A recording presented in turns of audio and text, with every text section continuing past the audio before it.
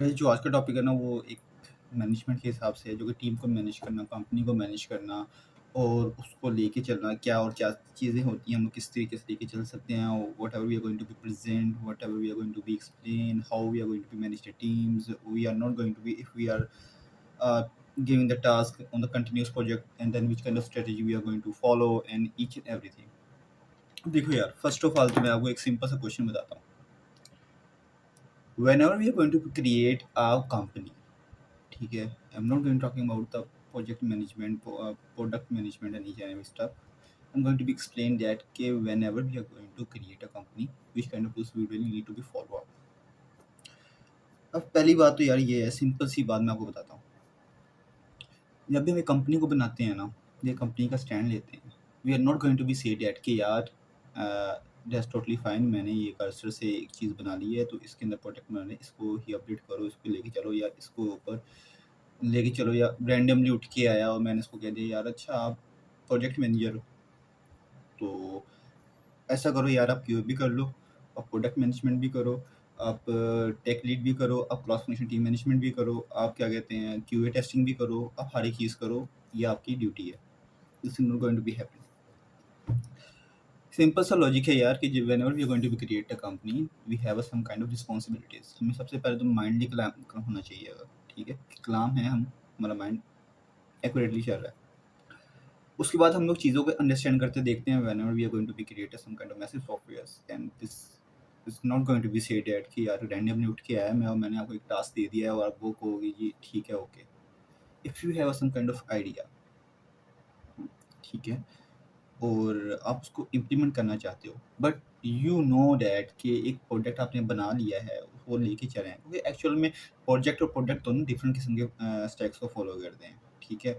और whenever we are going to be create some kind of product, okay, क्योंकि product के ऊपर हम जब भी कोई चीज़ है हम लोग ऐसे ही रैंडमली उठ के आके ये नहीं कहेंगे यार आप इसको अपडेट कर दो, इसमें ये फीचर ऐड कर दो। We have to understand that कि यार ये फीचर ऐड करना ही क्यों है, और अगर हमने करना है तो लेटर अपडेट के अंदर हम लोग इसको ऐड कर सकते हैं। उसकी फीचर्स क्या हैं, इसका काम क्या करना है, कैसे करना है, क्यों करना है, किस हिसाब से करना है। बीइंग अ सीईओ और बीइंग अ एचओडी और being a HOC, head of the company, और क्या कहते हैं general managers and each and everything, you have to understand that कि हर एक पर्सन का एक अपना स्पेसिफिक रोल होता है। सीईओज़ का अलग रोल है, मैनेजर्स का अलग रोल है, कंपनीज़ का अलग रोल है, जो कि कंपनीज़ कहने का मतलब ये है कि हर कंपनी हर किस्म के सॉफ्टवेयर्स नहीं बनाती। They are depending on the different kind of stacks, जो कि वो उन चीज़ के ऊपर ऑलरेडी डिपेंडेंट होते हैं, अच्छे तरीके से चल रहे होते हैं और उनके ऊपर वो बेस्टली परफॉर्म कर रहे होते हैं। फॉर एग्जाम्पल के तौर पर फिनटेक टेक्नोलॉजी है, अगर फिनटेक के सॉफ्टवेयर्स हैं वो अगर कोई उस कंपनी एक्स वाई जी चला रही है तो इट डजंट मीन दैट कि वो उसमें परफेक्ट ही होगी, या अगर वो परफेक्टली है तो इट डजंट मीन दैट कि उसी तरह के सेम स्टैक्स को कोई और या एबीसी उसको सही तरह से लेके चल रहा होगा। हो सकता है कि एबीसी कंपनी जो है ऐप डॉक्यूमेंट में बहुत अच्छी प्रेजेंटेशन दे रही हो, वो प्रेजेंट कर रही हो, तो that means to totally understand. उसके बाद अगर आपके पास इंटरनेशनल क्लाइंट्स हैं and you know that कि we have a clients and we definitely going to be created some kind of massive softwares and long term deals, तो आपको understand होना चाहिए कंटिन्यूस क्लाइंट्स जो कम्युनिकेशन या क्लाइंट इंगेजमेंट्स होती हैं ना, उसके अंदर बहुत सारे फ्लास आते हैं, मिसकम्युनिकेशन से, ठीक है, एक्स्ट्रा बर्डन डालने से, और उसके बाद आप क्या कह लो कि कुछ some kind of random things आप नॉनसेंस हरकतें ऐसी करती हो जिसकी वजह से आपको लोग भी कहते हैं यार ये प्रोफेशनल बंदा नहीं है। इन चीज़ों को आपको अंडरस्टैंड करना चाहिए। अब मेन जो टॉपिक है यार वो ये है कि यार एक कंपनी को किस तरीके से हैंडल किया जाता है, कैसे चलाया जाता है और क्या चीज़ें होती हैं, और एक प्रोजेक्ट मैनेजर जो होता है उसका क्या रोल होता है, प्रोडक्ट मैनेजर का क्या रोल होता है, और क्या कहते हैं कंपनीज़ के डिफरेंट जो ओनर्स होते हैं उनको क्या-क्या रोल्स होते हैं, और डिफरेंट जो कंपनी के डिफरेंट क्रॉस फंक्शनल टीम्स होती हैं हर एक बंदे को क्या और किस तरह की इंपॉर्टेंस रखता है। देखो यार सीईओ जो है, जब भी वो क्लाइंट की अगर वो कोई छोटा-सा कोई एजेंसी चला रहा है, ठीक है? और आपको वो कहता है कि यार मैं आपको इस तरीके से रखता हूँ, हायर करता हूँ, इंटर्नशिप देता हूँ, आपको सिखाऊँगा भी, और आपको पे भी करूँगा, then I will going to definitely going to be give you a chance. For example, अगर वो फ्री ऑफ कॉस्ट आपको 0 पेनी इंटर्नशिप देता है, that means to say that कि यार ठीक है, ओके, एक समझ में आती चीज़। लेकिन अगर वो उस 0 पेनी इंटर्नशिप के अंदर आपके पूरी फ़ोकस नहीं कर रहा और आपके ऊपर बर्डन डाल रहा है, दैट्स टोटली नॉनसेंस। अगर आप पैसे दे के इंटर्नशिप करो, that this is not kind of a से दैट कि ये इंटर्नशिप है। हम लोग उसको ये कहेंगे यार ये तो क्या कहते हैं बिज़नेस है, कि हम लोग एक कॉलेज के अंदर एडमिशन लिया, हम उसको पैसे दे के काम कर रहे हैं, तो वो तो हम लोग किसी और जगह पे भी जाके कर सकते हैं, ठीक है? अब यहाँ पर एक और चीज़ आती है कि यार मैं आपको 3 माह के लिए इंटर्नशिप पे रख रहा हूँ पेड, उसके बाद देखते हैं because you are a newcomer. अच्छा ठीक है, और पेड इंटर्नशिप आज के दौर में 25,000 कौन देता है? ये तो हुकूमत ने भी एक बैन लगा दिया है यार कि आप कम से कम भी आप 45 से कम नहीं दे सकते एज़ अ इंटर्नी को भी, जो भी है। यहाँ पे बड़ा-बड़ा फ्लास्क आता है। और ऐसे इमैच्योर होते हैं लोग जो कि कंपनीज़ को भी अंडरस्टैंड नहीं करते, अपने आप को स्टेबल भी नहीं करते, और उनके रैंडमली स्टॉक्स भी नहीं होते, ठीक है? वो रैंडमली आते हैं, टास्क देते हैं, चले जाते हैं। अलाइनमेंट नहीं चलती, मैनेजमेंट नहीं चलती, टेस्टिंग नहीं चलती। तो इस टाइप कंपनी जो होती है वो ज़्यादातर नहीं चलती, वो सिर्फ़ एक कह लो कि छोटी-मोटी एजेंसी होती है जिसको काम का भी पता नहीं होता, बस उसको लक चल गया है तो वो लेके चल रहा है। लेकिन उसको अगर आप एक बात अंडरस्टैंड करो यार, अगर आपको लक चल गया है ना, तो आपको पर ऑन करता है, ये आपकी रिस्पॉन्सिबिलिटी बन जाती है कि यार कि किसी भी तरीके से हम इस कंपनी को हाइप के ऊपर लेके जाएँ। हाउ? अलाइनमेंट के साथ, मैच्योरिटी के साथ। I am not going to say that कि यार मेरे पास ये मैंने एक सॉफ्टवेयर बनाया है। फॉर एग्ज़ाम्पल मैंने अपने वेबसाइट्स बनाता रहता हूँ टेस्टिंग के लिए और दूसरी चीज़ों के लिए, अपने स्किल्स को चेक करने के लिए, क्योंकि मैं आईटी प्रोजेक्ट मैनेजर हूँ। I have to understand that कि मुझे कोडिंग रीड आती है कि नहीं आती, स्टैक्स कौन से फॉलो अप हो रहे हैं, टेक्नोलॉजी न्यू कौन सी आ रही हैं, किस तरीके से हम लोग काम कर सकते हैं, ठीक है? तो अगर मैं रैंडमली आके मैं मेरे पास कोई बच्चा आता है, मैं उसको कहता हूँ यार कि तुम ये ना इसमें मुझे ये आइडिया है, इसमें ये ऐड कर दो, बस that's it. This is not going to be the professional way, this is a स्टूपिडनेस।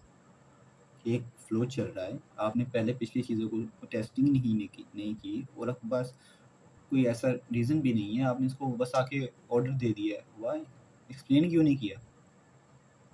अगर आप एक्सप्लेन भी कर रहे हो तो आप अभी क्यों ऐड करो, लेटर अपडेट के अंदर उसको ऐड करो कि यार हम लोग अपडेट फीचर इसके अंदर ऐड कर देते हैं, ये वाला। फॉर एग्जाम्पल के तौर पे मैंने एक यूआई बनाया हो और मैं उसको सिंपली लेके चल रहा हूँ, ठीक है, और उसके अंदर मेरे पास न्यू आइडिया आ गया, तो मैं उसको लेटर अपडेट के अंदर ऐड करूँगा। I am not going to say that कि यार मैं अभी ऐड करूँ।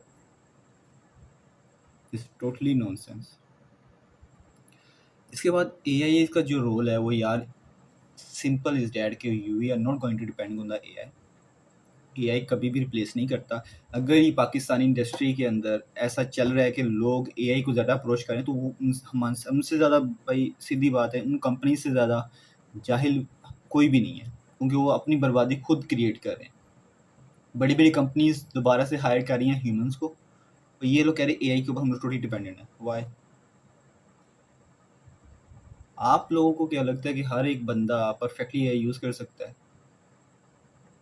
नहीं कर सकता भाई।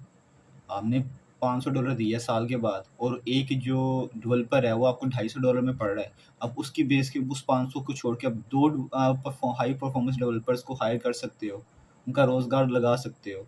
उनको पता है कि यार ये मेरे अच्छा काम भी करेगा, स्ट्रॉन्ग टीम बिल्ड कर सकते हो। अब उन 2 डेवलपर्स से आप लोग अच्छा खासा रेवेन्यू जनरेट करवा सकते हो। जबकि जो एआई है वो $500 वन टाइम वो ले रहा है, उसके बाद भी आपको सब्सक्रिप्शन लेनी पड़ेगी, ठीक है?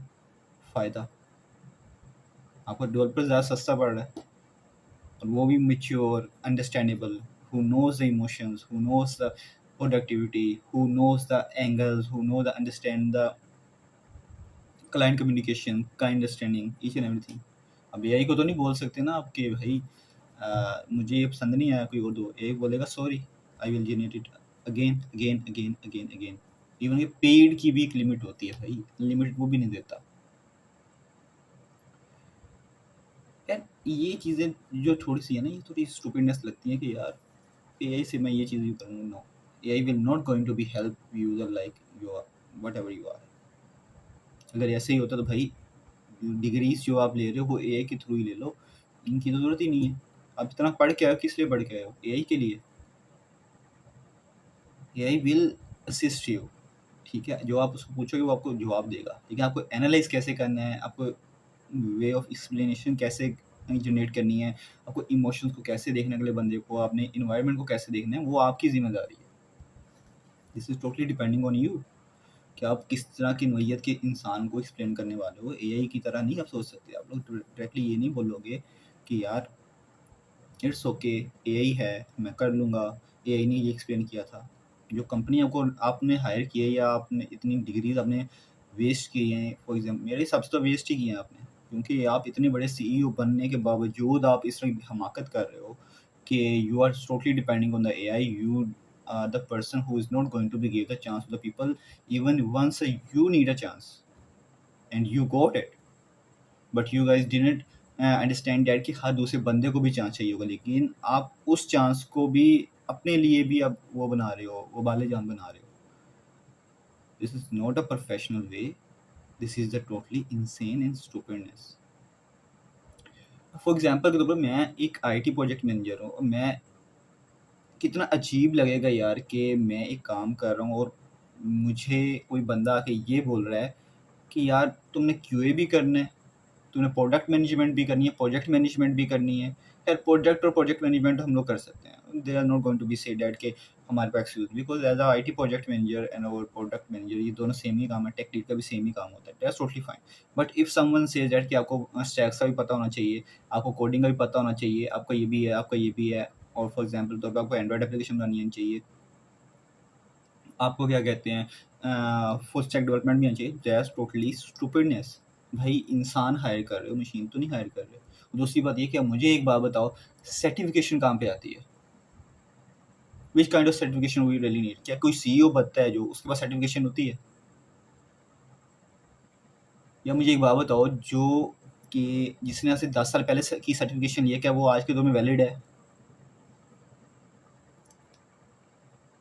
10 साल पहले की सर्टिफिकेशन आज के दौर में वैलिड कैसे हो सकती है? 10 साल पहले तो इतनी हाइप ही नहीं थी, इतनी टेक्नोलॉजीज एवोल्यूट ही नहीं कर रही थी, हमारे में स्टैक ओवरफ्लो होता था। 10 साल पहले तो मैंने भी स्टार्ट किया था अपना करियर, और स्टैक ओवरफ्लो से हम लोग we are going to be discuss a massive kind of discussion on the different kind of bugs and whatever those shit's happening in our daily life. Certification किस लिए? जिसने भी ये ISTQB और दूसरी चीज़ें बनाई वो स्कैम कर रहा है आपके साथ।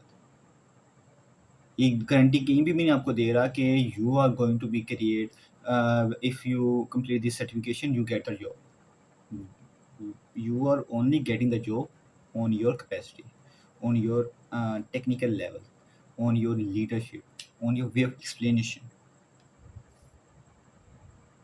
You are not going to say that कि यार मैंने सर्टिफिकेशन लिया मुझे जॉब मिल जाएगी, या मेरी डिग्री पूरी होगी मुझे जॉब मिलेगी। अगर यूनिवर्सिटीज़ में जा रहे हो और आपको उसके बाद भी इंटर्नशिप की जरूरत पड़ी है, देन डैट मीन्स डैट कि आपकी यूनिवर्सिटी किसी काम की नहीं है।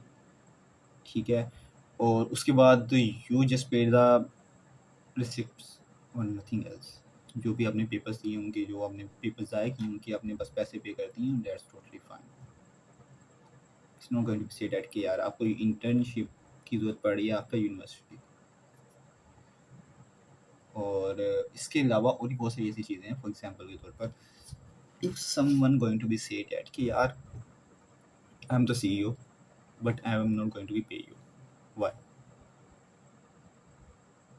व्हेन यू नो दैट कि जब आप कोई काम करते हो तो आपको you want money, then why you are going to accept that कि यार कोई आपके पास फ्री ऑफ कॉस्ट काम करेगा? अगर वो फॉर एग्जांपल कर भी लेता है, आप उसको फिर भी पे नहीं करते, 3 माह बाद उसको कहते हैं you are going to pay this way, thank you, आपकी सर्विस का शुक्रिया, आपको एक की सर्टिफिकेशन दे देते हैं। Which kind of certification we need? क्या भाई 3 माह की इंटर्नशिप की है? ये जो चीज़ें हैं हमारी पाकिस्तान का जो टोटली शिट सिस्टम है, ठीक है? हमारे इवन के मैं आपको एक बहुत बड़ी-बड़ी कंपनीज़ हैं उनके नाम भी बता देता हूँ। अल्फा किंग टावर के अंदर भी बहुत सारी कंपनीज़ हैं, और उसके बाद क्या कहते हैं नेक्स्ट ब्रिज है, प्रोग्रामर फोर्स है।